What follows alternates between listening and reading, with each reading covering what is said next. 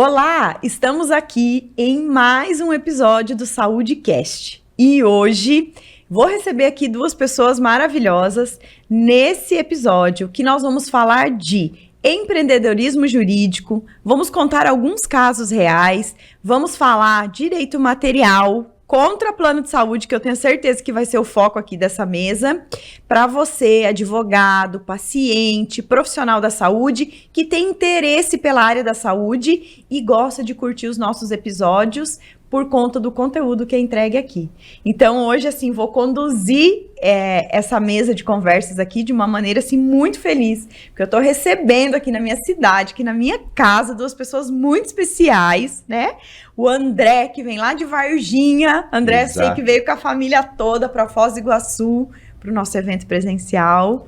E qual que é a expectativa, André, que você tá aí?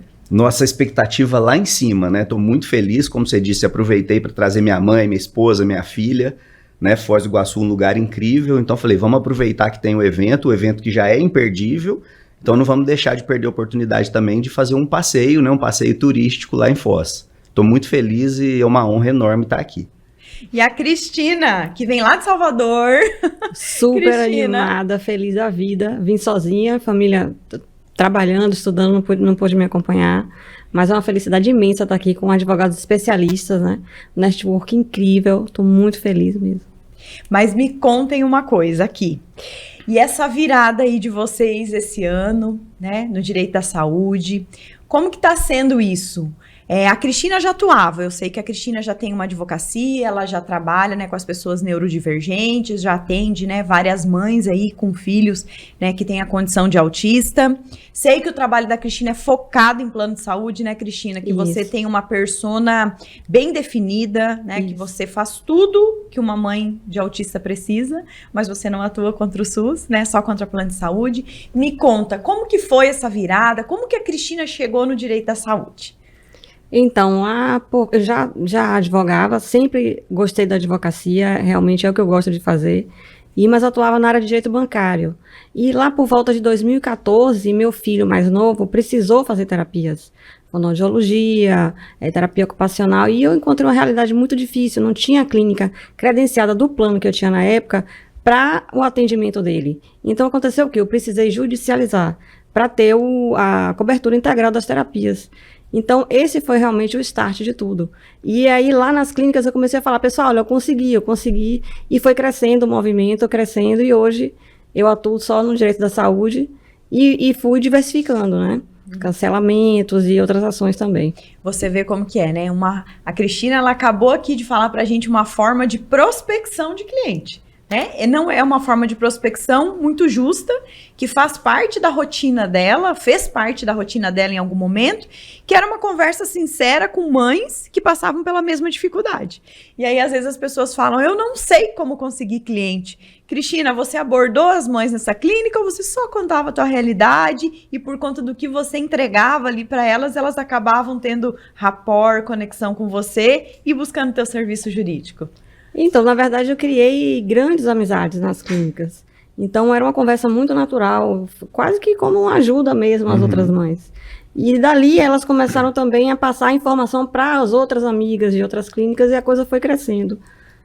Foi bem natural. E hoje você tem uma rede de clientes também com uma prospecção orgânica, ou seja, que pessoas vão te indicando em razão do que você entrega, do teu trabalho, do que você faz. É isso? Exatamente. André, me conta aí, e você? Como que o André chegou aqui no direito da saúde? Como que foi essa virada? O André, eu sei que tem uma história diferente, né? O André, ele é conhecido pelas planilhas, pelos números, ele gosta muito, e acho que isso é um bom diferencial hoje, né? Para quem trabalha ali na ponta do lápis. Mas conta pra gente aí, André, essa tua virada. Eu tenho que começar contando como é que eu fui pro direito, né? Porque eu sou originalmente um engenheiro, né? Aquele bem nerd mesmo. Eu trabalhei 16 anos com petróleo. Então, era lá especialista em operações de petróleo e daí essa facilidade com as planilhas. E então eu fui fazer o direito que eu sempre gostei de estudar. Fui fazer direito para poder conversar melhor com o jurídico sobre os contratos que a gente tinha, né? A empresa trabalhava sob contratos. Então fui fazer o direito para conversar melhor com o jurídico. E acabei gostando mais do direito do que da engenharia. Começou assim, né? E aí fiz a faculdade, era pertinho ali da empresa, fiz a faculdade e para ir para o direito da saúde foi uma coisa muito natural. Teve lá em Varginha o caso muito emblemático, que foi o caso do Henrico, né? Um menino com distrofia de Duchenne, foi o primeiro a receber a vacina, o remédio para o Elevidys. Exatamente. E depois na família da minha esposa, mais ou menos no mesmo período eu me casei, e na família da minha esposa nós temos 6 casos de distrofia de Duchenne. Então foi muito natural começar a enxergar como é a área do direito onde tem mais injustiça de longe, né? E aí, como eu tinha essa facilidade com o número, a gente acabou sendo naturalmente conduzido, né, para as avaliações numéricas. E onde é que a gente tem isso no caso dos planos? Nos reajustes. Então você vê que foi uma condução muito natural, né? Acho que Deus leva a gente de uma forma natural para onde a gente deve estar, né? Então você foi sabe assim. Que é até interessante você falar isso, porque eu ouço muitas perguntas assim: ah, mas eu não tenho ninguém na minha família que tenha tido problema de saúde, eu nunca vivenciei, como que eu vou atuar? Mas não é isso, não é esse o diferencial. O diferencial é você, como ser humano, perceber o quanto você pode contribuir com as pessoas que estão passando por isso. Porque você tem que ser a voz da razão dessas pessoas, né? Então, porque a Cristina não consegue atuar como mãe. Ela atua como uma advogada que entende o que as mães passam. Não é isso, Cristina? Isso.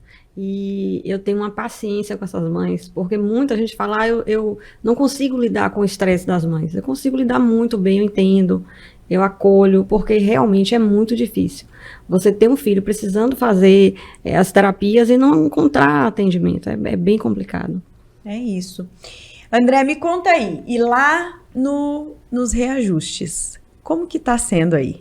Dá uma palhinha aí pra galera que quer fazer reajuste, a galera que nunca olhou para reajuste, porque tem isso também. Ah, eu nunca olhei para reajuste, certo?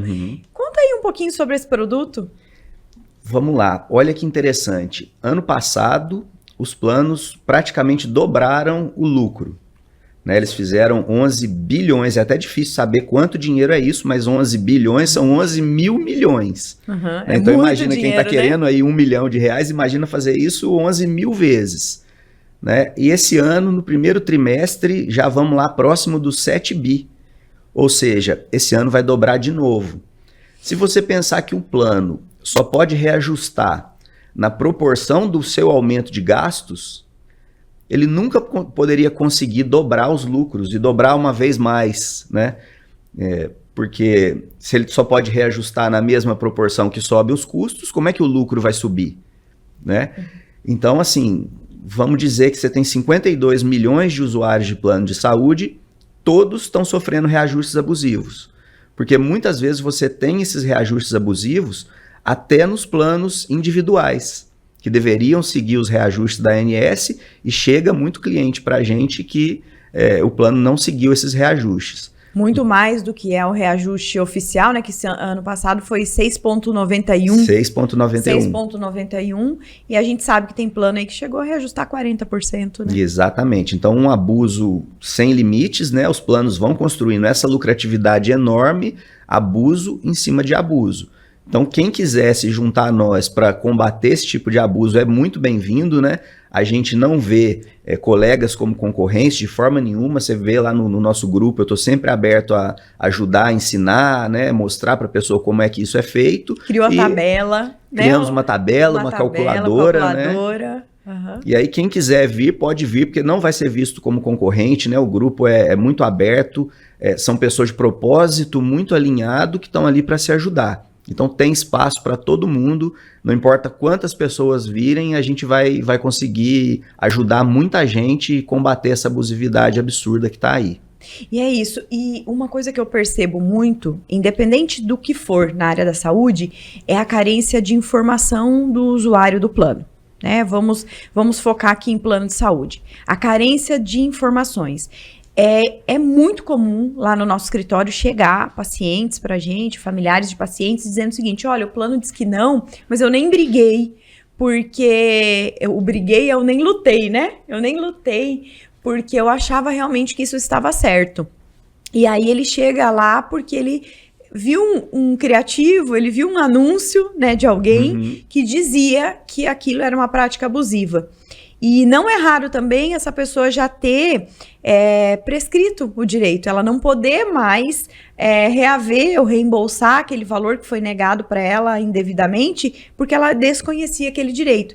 Quando a gente está falando aqui na área da saúde, nós ainda estamos falando de um mercado para o advogado inexplorado, né? Porque se a gente pegar aí o número que o André trouxe agora, 52 milhões de usuários de plano de saúde. Todos, em algum momento dessa jornada, vão ter um reajuste abusivo, uma coparticipação cobrada a mais, uma negativa de tratamento, todos. Isso é fato, né? A gente vai dizer. Então, a gente tem 52 milhões de usuários de plano de saúde. E quantos advogados qualificados para atuar contra plano de saúde nós temos no mercado? Essa é a pergunta. Quantos advogados qualificados? Porque aventurar na área da saúde, eu falo que é uma irresponsabilidade.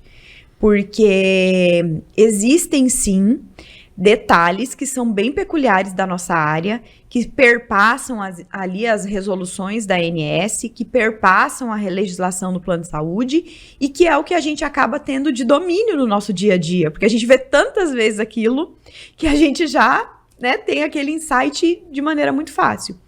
Então, na minha concepção, é muito triste quando a gente vê o paciente que sofreu uma abusividade e que eu já, em razão do tempo, não posso mais ajudar esse paciente. Vocês chegam a receber casos assim no escritório de vocês?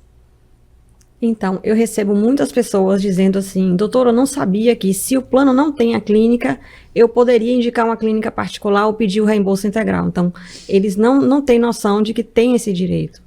E sobre a questão do advogado especialista, muito interessante, semana passada eu tive com uma assessora de uma juíza, fui despachar um processo, e ela fez um desabafo dizendo isso, que chegam ações, assim, terríveis, e que elas ficam numa situação... até penalizados pela parte, né? Porque tá tudo tão mal feito, que eles não conseguem mesmo que eles são obrigados a negar. A negar. Esse é o fato, né? O português bem correto aqui. Eles não têm como deferir, porque não preenche o requisito, não fala da legislação, não trabalha de forma correta, né? O caminho ali que tem que ser feito. E quando eu pego aquela estatística que tem no CNJ... que na judicialização da saúde tem 83% de procedência, eu digo que esses 27% que faltam é porque foram ações manejadas por quem não conhecia o direito da saúde. Exatamente. A gente se depara muito com duas situações, né? A pessoa que chega no escritório e diz, eu fui reajustado aqui em 40%, mas eu perguntei para o plano e ele disse que está tudo dentro da lei. É claro que ele vai dizer isso, né? Mas não está. Então, sempre é importante falar com a gente para que a gente possa orientar sobre o melhor caminho, né? E sobre o que realmente é abuso e o que não é, né? E uma outra situação é quando o cliente pergunta, mas é causa ganha? E nós, como a gente gosta muito de número, a gente fala desses 83, dependendo do tipo de ação, 90% de êxito, 92%, e eu costumo dizer, olha, eu não posso te garantir o resultado, né? Mas eu posso te dizer a estatística e te dizer quem é que está nesse percentual que perde. São os que não são especialistas, porque uma legislação ampla, uma jurisprudência maior ainda, que vai se alterando em face do lobby dos planos, né? E aí a gente vai lutar contra isso. Se o advogado não for especialista, a chance dele de cair nesses 10%, 17% no caso é muito maior do que a chance de ganhar. É isso. Lá no escritório, como a gente trabalha muito com um paciente de urgência, né? O meu paciente lá, ele pivota assim entre urgência e emergência. Urgência e emergência. Então, é um caso, logicamente, que vocês trabalham com urgência, o André um pouco menos, né, André? Porque o seu caso é mais matemático e tudo, mas a Cristina trabalha com urgência por conta da neuroplasticidade, por conta, né, de algumas perdas que você pode ter ali que são irrecuperáveis, né, dano irreparável. Mas a gente trabalha lá com o paciente realmente que está latente ali naquele momento ali crucial de obter um tratamento que pode manter a vida, gerar remissão da doença ou levar ele a óbito. É mais ou menos dentro dessa lógica. E muitas vezes a pessoa fala, olha, eu tô com uma ação já em andamento, eu queria que vocês dessem uma olhada na ação. E a gente não faz, a gente não dá, como é que fala, interfere no trabalho do colega, né? A gente não interfere. Mas em alguns momentos eu falo, olha, eu posso dar uma olhada ali se tem mais alguma coisa que possa ser feita, né, para te ajudar aí, te dou um parecer sobre essa ação. E muitos pacientes acabam contratando esse parecer. E aí, quando a gente entra no processo, nossa, a gente olha, às vezes é desesperador. É triste, né? É triste. Por exemplo, eu peguei um caso, esse pra mim foi o de todos, de longe, assim, o que mais me doeu. Porque foi a filha que fez a ação pra mãe, né? A filha é advogada e a mãe era paciente oncológica e a mãe não conseguiu o medicamento. E o que aconteceu? Então, teve a negativa da liminar, teve a negativa na sentença e daí já estava em sede de apelação. Então, a mãe, acho que consciente ali, procurou o escritório, só que ela não falou que a advogada era a filha. Daí, quando a gente foi fazer a análise, quando a gente foi fazer o parecer, a gente viu que era a filha a advogada. E aí eu fiquei pensando, como que eu faço um parecer aqui, né, não responsabilizando essa filha por essa negativa desse medicamento? Então, eu marquei uma reunião com essa mãe, pedi para ela, eu falei, olha, a advogada do processo, eu vi aqui que ela tem seu sobrenome, ela é de sua família, eu falei, ela é minha filha. Eu falei, ela pode participar da reunião, eu ajudo ela aí no que ela precisar. E marquei a reunião e aí a gente deu uma estratégia para ela. A gente falou, olha, essa ação aqui não tem mais como reverter essa decisão, né, no ponto que ela chegou, mas a gente precisa, com alguns ajustes, você pode intentar uma nova ação. E aí a gente deu para ela ali todas as ferramentas que ela podia utilizar para intentar com a nova ação. E aquele dia foi um dia muito triste, mas por outro lado foi um dia muito feliz, porque eu renovei a esperança daquela menina, daquela mãe e da menina. Mas durante o atendimento, eu tive essa impressão, ou eu consegui captar esse sentimento da filha do tipo, nossa, eu fracassei no processo da minha mãe. Eu fracassei no processo da minha mãe. E isso pra mim me doeu bastante, porque a gente se coloca no lugar, né? Sim, você vê difícil. como a questão da empatia, né, e do acolhimento que você tanto treina para acolher os clientes, são clientes pacientes, né? Te ajudou nessa hora aí, porque você teve a sensibilidade de direcionar uma situação, né? A Cristina também trabalha com isso, né? Trabalha muito a parte do acolhimento e da empatia, Com né? certeza, precisa muito. Para você, as mães chegam muitas vezes, Cristina, já, eu falo assim, no nível pico de estresse, né? Total. Já o estresse lá em cima, com aquela sensação desesperadora de que o filho está perdendo a janela de oportunidade, né, do tratamento. É bem, bem difícil. E também outros casos, né, de cancelamento. Assim, quem atua no direito da saúde tem que acolher, porque são pessoas que estão passando uma situação de estresse muito grande, muito alta. Então, além de prestar um serviço, né, de excelência na parte técnica, a gente tem que entender que aquelas pessoas estão em sofrimento. Então, a gente precisa realmente acolher. E aí vem um ponto que eu gosto de bater muito, eu bato muito isso lá na mentoria, que é você dar retorno para o cliente, né? O cliente da área da saúde, ele é um cliente, e agora eu vou fazer uma analogia com a minha área antiga, que é o criminal. O criminal era um cliente que, o cliente em si, ele não me demandava, porque ele estava preso, na maioria das vezes, né? Vamos imaginar ali dentro de um sistema que não tem celular, dentro dos presídios, né? O meu cliente não me demandava. Mas o familiar que estava aqui fora estava na expectativa. Era a mãe que queria saber do filho, era a esposa que queria saber do marido. E pegando situações simples, por exemplo, agora, né? Esfriou muito de ontem para hoje aqui em Foz do Iguaçu. A Cristina deve estar sofrendo aí, né? Que veio lá de Salvador. Tô sofrendo. Tá sofrendo. Esfriou muito. Então, era o meu filho vai ter coberta lá dentro do presídio? Tem. Ele vai receber coberta? Ele vai receber casaco? Eram as demandas que vinham naquela época. E hoje, quais são as demandas? Doutora, vai demorar? Doutora, como que eu posso fazer? Doutora, o plano já me mandou outro e-mail dizendo que eu não tenho direito. Doutora, o plano não me responde. Isso também é muito dolorido, né? Aquela resposta, você deixa a pessoa no vácuo ali e ela desesperada, ansiando por aquele tratamento. Ou, não, o seu filho não tem o nível de autismo 3, por isso ele não vai ter tal tratamento. E isso dói pra gente, né, Cristina? É terrível. E são tantos abusos, como a André falou, que a gente não consegue nem dizer todos, mas às vezes a criança está ali no atendimento, aí o plano vem e muda de clínica. Aí o plano vem e cancela o plano de saúde. Não, são tantas coisas. Eu tenho clientes que têm 4, 5, 6 ações de abusos do plano de saúde. Então as pessoas passam realmente... eu sempre digo que pai e mãe de autista não tem 1 minuto de sossego. É bem complicado mesmo. Eu acho que esse podia ser o slogan da Cristina, né? Pai e mãe de autista não tem 1 minuto de paz. Não tem 1 minuto de paz. Não tem 1 minuto de paz. E a gente vê isso mesmo. E quem trabalha com as pessoas neurodivergentes precisa entender que esse é um paciente que precisa de retorno. É um paciente que precisa ser ouvido e ser respondido. Ele não pode, de forma nenhuma, ficar ali sem o retorno, porque ele já procurou o advogado para ser esse interlocutor dele direto com o plano de saúde. Confirma isso, Cristina? Com certeza. Com certeza. E me conta aí, qual que é a maior ação que você tem lá no teu escritório? De longe, assim, a ação que você mais ajuiza.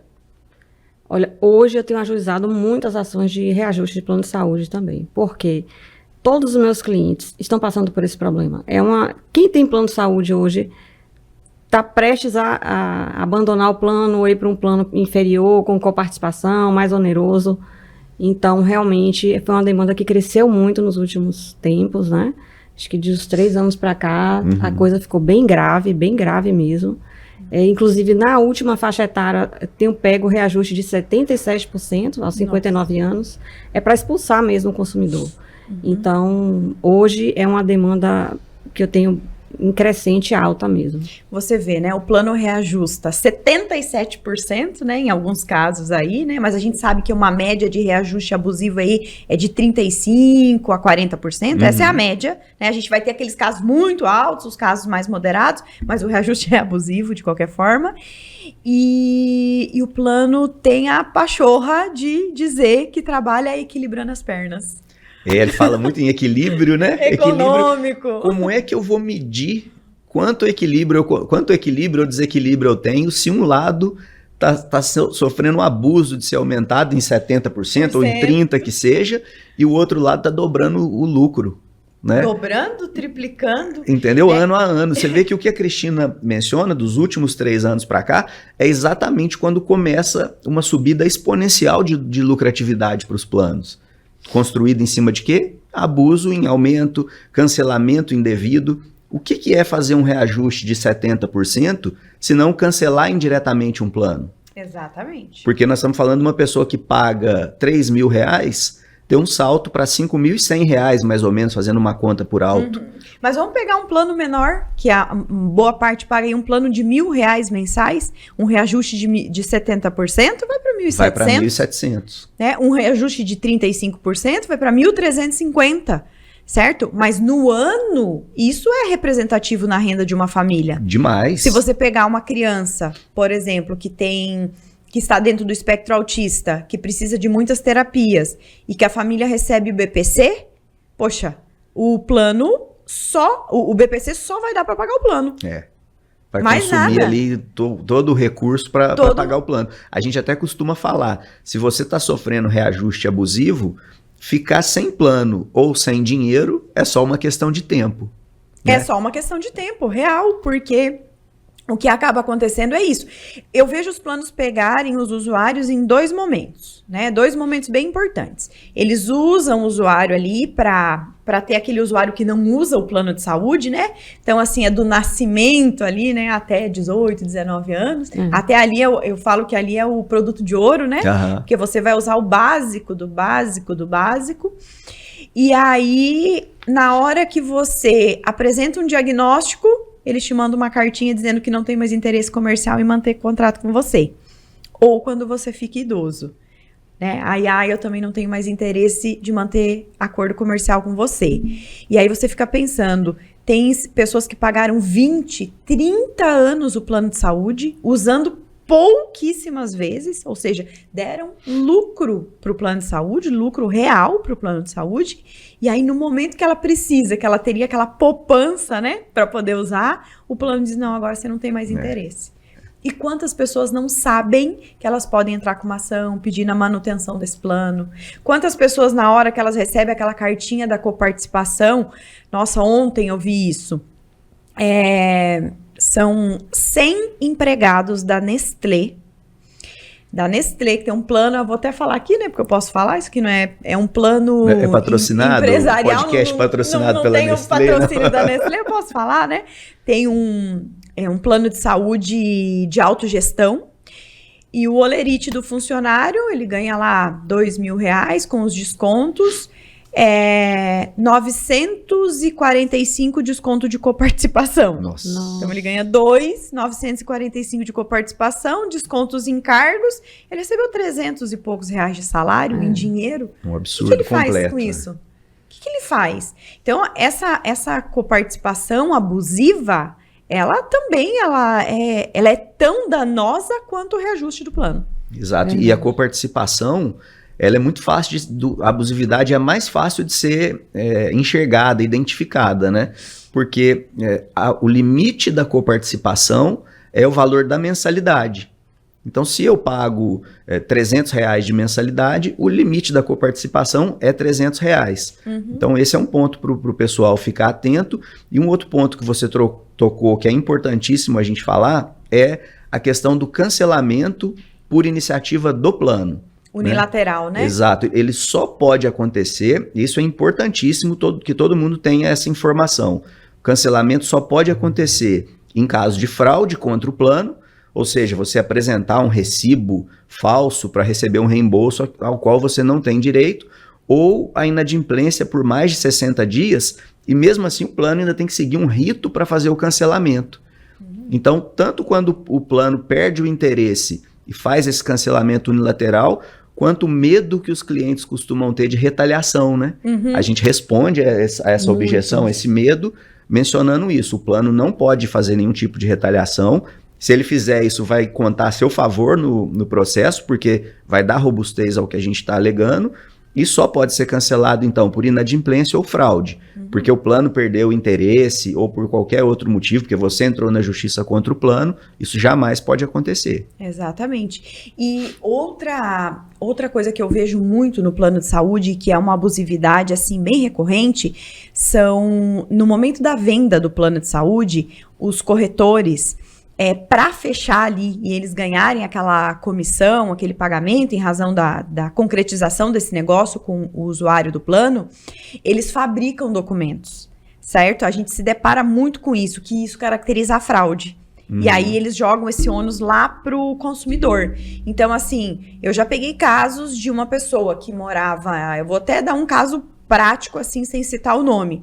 É uma professora de Belo Horizonte e ela contratou um plano de saúde para o filho dela que estava dentro do espectro autista, mas apresentaram uma declaração digamos, de vínculo para ela ter um plano coletivo, como se ela fosse enfermeira no estado do Rio de Janeiro, que é o local que ela nunca morou, ela nunca teve vínculo, ela nunca foi enfermeira. Então, se você pega lá o contrato dela com o plano de saúde, o processo dela de contratação do plano de saúde, consta lá que ela é enfermeira. E ela ficou sabendo disso quando ela foi fazer a análise para o reajuste. Olha. Ela pediu os documentos do plano, o plano não queria fornecer o contrato, aí foi pedido através de uma notificação extrajudicial, e aí eles entregaram os documentos de contratação do plano. E aí ela viu esse documento, ela falou, não, mas eu nunca fui enfermeira, eu nunca morei no Rio de Janeiro, isso pode dar problema pra mim? Pode. Isso pode dar problema pra você. E a sorte, neste caso específico, que ela era uma pessoa que não apagava as coisas dela do celular, então já fazia, assim, 3 anos que ela tinha essa troca de mensagens com o corretor, onde ela fornecia o endereço correto, onde ela dizia o que ela fazia, ela contava toda a história dela para ele dizer qual era o plano mais correto. E o plano mais correto para ela, que ele indicou, era esse plano com esse vínculo na associação lá de enfermeiros do Rio de Janeiro. Olha, e é inclusive um caso em que é fácil demonstrar, né, a má-fé do corretor, né? Sim. E o que nós vamos pedir num caso desse aí? Para o juiz determinar o enquadramento correto do plano dela, agora como um plano individual. E o que isso resolve? O futuro do cliente também. Porque, passando a ser reenquadrado, porque o vínculo dela é ilegítimo, Passando a ser reenquadrado, ele vai passar a ser limitado para o resto da vida aos reajustes da ANS dessa casa que a gente está falando, né, de 6,91 entre o ano passado e esse ano a gente tem uma estimativa de 6,5. Então, em vez de ela sofrer um reajuste de 20, 30, 40, ela vai sofrer 6,5. Imagina isso ao longo do tempo, né? É um benefício que você vai conseguir trazer para cliente muito grande, porque você não resolve só o passado com a restituição, né, o presente com a limitação da mensalidade, mas também o futuro, porque você acaba com essa bola de neve dos reajustes aí acima dos 20%. É isso. E a judicialização na saúde com relação contra plano de saúde, ela é uma crescente. Ela é uma crescente. Sim. Tanto que está tendo um movimento dos próprios planos de saúde de perseguir os advogados que judicializam contra plano de saúde, né? Porque que judicializam e os que ensinam, né? Como judicializar. A gente está vendo esse movimento no mercado. Porque eles entenderam, por que a gente está sofrendo judicialização? Tá bom, a gente sofre judicialização porque a gente trabalha com a expectativa de que as pessoas não vão perceber o nosso erro e não vão judicializar. E assim a gente vai lucrando mais. Só que aí quando você vê um movimento no mercado de pessoas trazendo informação, explicando para o beneficiário que ele está sendo lesado pelo plano de saúde e esse beneficiário com consciência está judicializando, o plano de saúde está tendo que rever seus critérios. Só que ao invés de ele rever a abusividade, eles resolveram perseguir quem ensina como judicializar. É um absurdo isso, né? É porque o lucro compensa mesmo para eles. É um absurdo, porque, na verdade, nós temos um papel fundamental de passar essa informação, porque as pessoas estão perdendo o seu direito de ter um plano de saúde, de ter o seu tratamento, né? Com reajustes abusivos e todos os absurdos que eles praticam aí. Não tem como. E a gente vai ver, Cristina, na sua área especificamente, né, para quem trabalha com as pessoas com TEA, que os números, eles são cada vez maiores, né? Então, a gente já tem uma estatística aí de cada 136 vão apresentar algum nível, né, de autismo. Esse número ainda é uma crescente, não se sabe ao certo quando isso vai parar, porque o autismo tem essa característica, ninguém sabe por que aumentou tanto nos últimos tempos. Não tem estatística clara se as pessoas viviam já dentro do espectro autista e só não tinham conhecimento ou consciência disso, ou se realmente existe algum fator genético, biológico, alimentar, de telas, enfim, que esteja influindo de maneira definitiva para esse número aumentar. Então, a judicialização deste público, ela vai ser uma crescente, porque hoje, isso é muito claro para mim dentro do mercado. Se eu sou uma mãe e eu tenho uma criança dentro do espectro autista, e eu tenho que pagar por todas as terapias de forma particular, gente, eu tenho que ter uma renda ali segura de, no mínimo, uns 30 mil reais para fazer as terapias. Para fazer as terapias. Então, a única alternativa, ou a melhor alternativa para essas mães, ainda é ter o plano de saúde. Porque aí ela vai pagar a mensalidade do plano, aí com um amparo jurídico aí que a Cristina, né, dá para elas vão pagar uma coparticipação justa, vão ter um reajuste adequado, elas conseguem manter o plano e dar o tratamento de qualidade que a criança precisa, né, até na fase adulta. Eu acho que é um caminho sem volta isso. É um caminho sem volta. E, na verdade, assim, a gente tem um plano de saúde e meio que descansa, né? Achando que está seguro. Tenho isso aqui, se eu tiver qualquer problema, está tudo garantido. E na prática, a gente vê que muitas vezes não acontece assim. Eu vivi isso, assim, eu gastava tanto que eu percebi, vou falir. Então, ou eu judicializo, ou eu não tenho mais como sustentar essa situação. Então, as pessoas ficam, não é que queiram, eu vou entrar com ação procurar um advogado por esporte, eu gosto de fazer isso. Não é, a pessoa realmente precisa. Então, é isso que tem que ficar bem claro. Nós somos um aliado ali para essa pessoa, né, nesse momento. Exatamente. Eu falo, o advogado nesse momento é um aliado, porque você consegue ter a razão necessária para entender qual é o tamanho da abusividade que essa pessoa tá sofrendo ali do plano de saúde e você encontrar um caminho para ela ter um pouco mais de tranquilidade, né? Ter um caminho de tranquilidade. Recentemente agora, né, nós vimos a fala até de um desembargador que existe uma fábrica de laudos, né, de diagnóstico de autismo para enriquecer clínicas Então, assim, a gente vê muita desinformação ainda sendo propagada e a gente não pode permitir isso.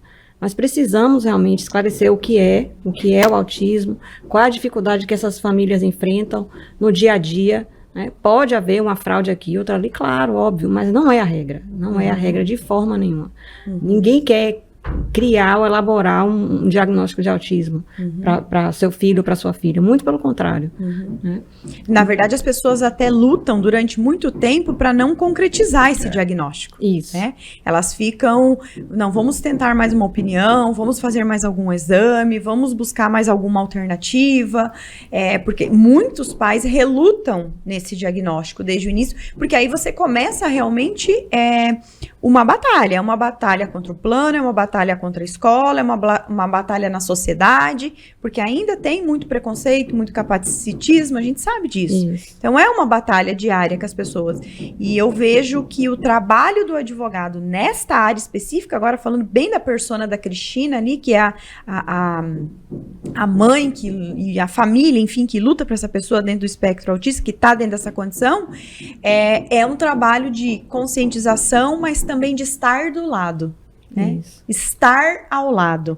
É poder dizer o seguinte, ó, vai fazer o seu tratamento tranquilo, que essa parte aqui burocrática eu vou cuidar para você e você vai poder fazer isso de maneira mais tranquila. Eu acho que esse é o grande ganho que a sociedade tem quando encontra um advogado que tem essa persona bem definida. E o próprio fato da gente ter aí, né, estudos que dizem que o estresse a que uma mãe atípica está submetida é similar a de um soldado que está numa guerra, né, já mostra pra gente que a última coisa que ela precisa é de alguém apontando o dedo para dizer, isso é birra, isso é uma criação inadequada, mas sim o que ela precisa é de acolhimento, né, de disponibilidade da nossa parte e da sociedade como um todo, né, para ajudá-la. Então essa questão de apontar o dedo e dizer que está na moda, né, é uma desinformação tremenda, né, que a gente está aí para combater, né, com o nosso conteúdo e mostrar que não tem nada disso e que sim, que ainda é subdiagnosticado. Com certeza. André, a gente já vai caminhando, vai passando rápido a conversa, né? Passa muito rápido. A gente já vai caminhando aqui para o final. Me diga assim, se você pudesse deixar você podendo agora, né, deixar uma mensagem para a pessoa que está sofrendo o reajuste abusivo do plano de saúde. Me diz uma coisa. O que você diria para essa pessoa? Não pense mais. Entre em contato com a gente agora, porque a cada dia que passa, né, você está perdendo um dinheiro que o plano pegou indevidamente de você lá atrás. Então, essa espera, doutor, eu já entendi que tenho direito, mas eu vou ver semana que vem, eu vou pensar, eu vou conversar em casa. Essa espera te custa muito caro. Então, entre em contato com a gente agora, mas tem que ser agora, que durante o podcast que a gente vai atender e vai te direcionar, né, te informar. O nosso acolhimento, a nossa consulta, ela não custa nada. Então, se eu posso deixar uma única mensagem para você, entre em contato agora, age agora e não espera mais nenhum minuto, porque isso está te custando muito caro. É isso. Cristina, agora você, né? Chegou ali, a mãe atípica, lutadora, né? Batalhando ali, sendo massacrada pelo plano de saúde. Que recado você deixa para essa mãe, Cristina? Eu digo o seguinte, lute pelos seus direitos, porque exercer o seu direito não é birra, não é ser chata. Se você tem um plano de saúde, você realmente pode garantir que seu filho ou sua filha tenham o tratamento de que ele realmente precisa para melhorar. E assim, eu vejo na prática que todos os meus clientes que começaram a fazer as terapias prescritas pelos médicos tiveram avanços assim incríveis. E assim, é muito animador. Então, assim, não deixe realmente de batalhar pelo que você tem direito. É isso. Isso é muito importante. E agora eu vou fazer uma pergunta final para eles, tá? Uma pergunta que essa resposta eles vão dar para mim aqui, ó, tá? Do coração. André, o que a elite da saúde mudou na sua atuação profissional? Nossa, mudou tudo, porque a minha atuação praticamente nasceu dentro aqui da elite da saúde, né? E o que me ajudou muito a enxergar, e hoje eu luto para fazer com que todos enxerguem isso também, para que a gente não se veja, né, nós que atuamos na área da saúde, para que a gente não se veja como concorrentes. Então, quem chega aqui é recebido de braços abertos, né?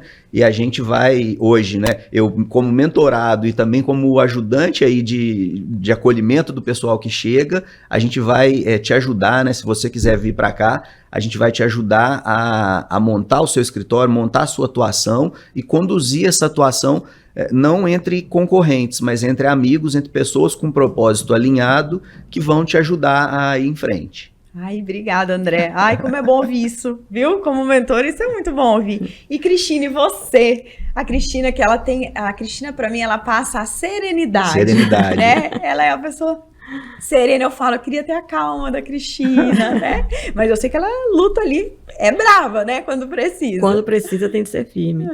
Então, além do aperfeiçoamento profissional, que é incrível realmente, a gente aprende tudo o que precisa, tanto para tocar o escritório como na parte do direito material. Eu acho a sensação de pertencimento, de estar com pessoas ali que pensam como você, pessoas que atuam na mesma área que você, né, de diversas partes do Brasil. Então, existe uma troca muito rica de informação.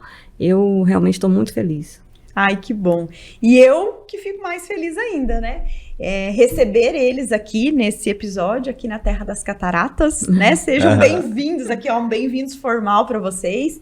E dizer que esse podcast aqui, esse SaúdeCast, ele representa para nós um momento de troca de informações muito importantes, porque são muitas as pessoas que depois veem esses cortes que a gente posta desse podcast e recebem um conteúdo jurídico de valor.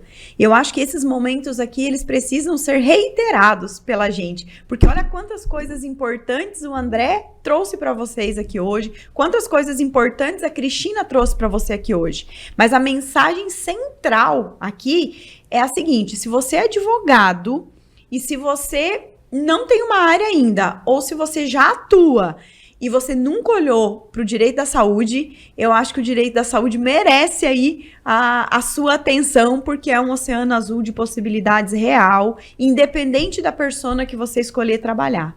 Então, eu agradeço do fundo do meu coração vocês terem aceito esse convite para participar desse podcast nessa manhã fria, né, Cristina? Nessa manhã fria. E espero que nós tenhamos aqui agora uma semana, assim, um fim de semana aí de muito aprendizado, de muito conteúdo, mas também, assim, de muita união, de esforços em um único prol, que é ajudar pacientes nesse Brasil inteiro. Isso aí, a gente tem a mesma expectativa. É isso. Gente, um abraço para vocês, muito obrigado. Obrigada. E encerramos aqui mais um episódio do SaúdeCast, esse podcast que é destinado para aquelas pessoas que querem aprender sobre empreendedorismo, conhecer o direito da saúde, ou são pacientes e querem saber mais informações para não serem enganados pelo plano de saúde e também pelo SUS. Obrigada e até o nosso próximo episódio.